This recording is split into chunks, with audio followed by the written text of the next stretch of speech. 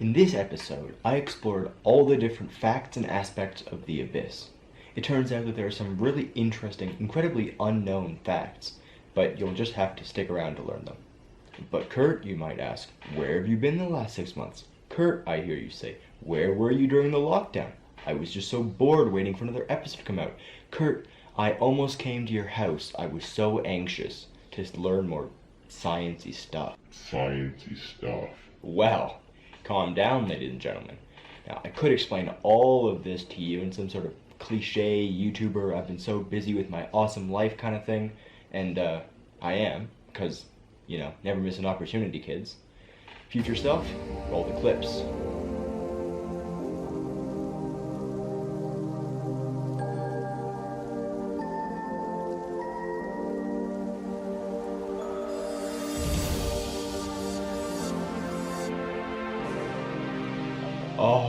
Alright, that's certainly enough awesomeness for one video. Let's get to the rest of the episode. Before we talk about the abyss though, gotta thank our sponsors. First up, we have the incredibly talented inventor Cornelius van Drebbel, straight from the Netherlands.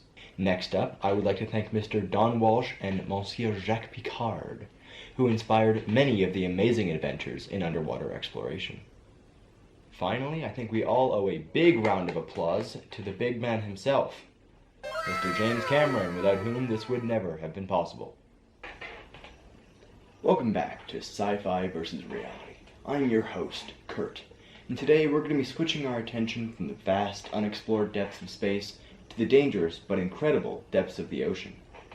A movie that has significantly advanced the career of one of the best directors in the world. A movie that is authentically filmed as it is acted. A movie that required a brutal 6 months to create. It needs no further introduction.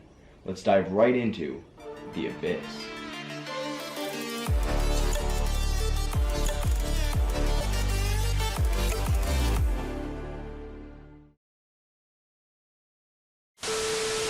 This movie is both hated and loved, but well-renowned nonetheless for its incredible acting and heart-stopping plotline. But what about some of the core concepts that really shaped the movie? A great deal of the science behind The Abyss has gone overlooked, and I think it's about time that we uncover just how realistic this underwater masterpiece really is.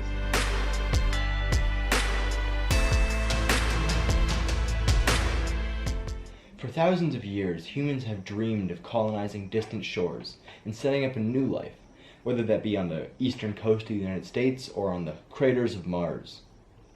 But what about settling on our very own planet, just under the surface? Is such a thing even possible? Can the crushing depths sustain life? Simply put, the answer is yes, however extremely difficult. There's only one permanent underwater habitat that resembles the fictional mining outpost Deep Core.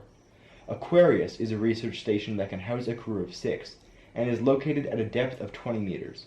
While it's not 500 plus meters like it is in the movie, it certainly is a start to understanding the undersea world. So, hypothetically, it could be possible. It would just require constant pressurization and special mixtures of air for breathing.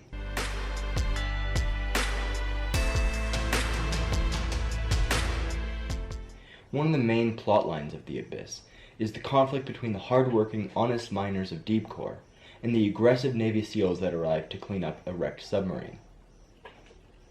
Most people would think that these two personalities wouldn't mix easily anyway, but of course, we all know there was a little something extra that made the SEALs go crazy.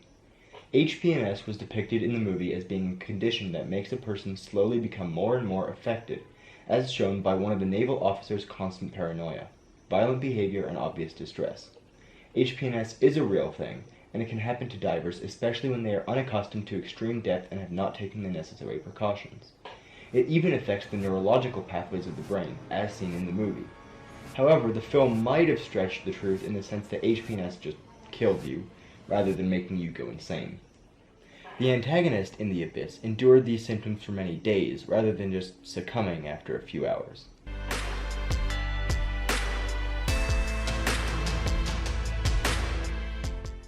So, while of course there are no magical aliens hiding deep within our oceans with Moana-like water powers, however, it's interesting to note that the aliens in The Abyss are actually modeled after real species found at that level in the ocean.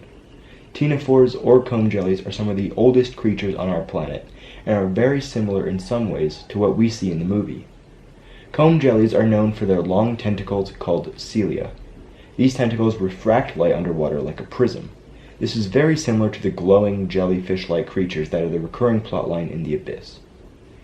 So, while there might not be super intelligent, water-controlling aliens, there are certainly some animals that are alike. Up next, we have a choice between Pacific Rim, The Terminator, or The Matrix. Ooh. Let me know down in the comments which of these you want to see covered the most. Or, if you have any books or movies that you really want me to cover next, let me know as well. This has been Sci-Fi vs. Reality, going over The Abyss. Don't forget to like and subscribe, and as always, thanks for watching. See you next time.